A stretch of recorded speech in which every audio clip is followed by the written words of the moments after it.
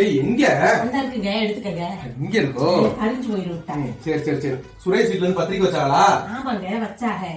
ஏங்க அவங்க அத்தை பொண்ணத்தை கட்டணும்னு அவங்க வீட்டுல அரசல் பொரசலா பேசிக்கிட்டாங்க. இப்ப பார்த்தா வெளியூர்ல போய் பேசி முடிச்சிட்டாங்களே.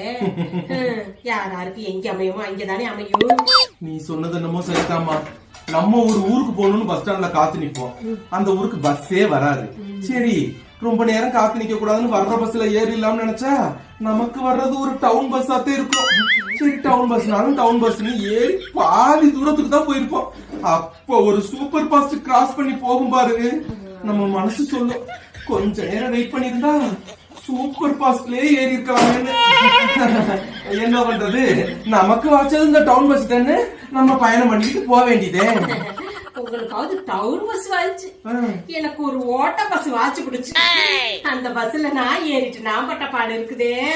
ஓடணும் தெரியாம எப்ப நிக்கணும் தெரியாம தவியா தவிக்க வேண்டியது பஸ்.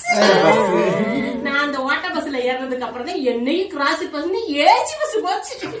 நானும் நினைச்சேன் கொஞ்சம் காத்துக்கு தான் ஏசி பஸ்ல ஏறி இருக்கலாம். யாராருக்கு என்ன அமையணுமோ அதுதானே அமையும்.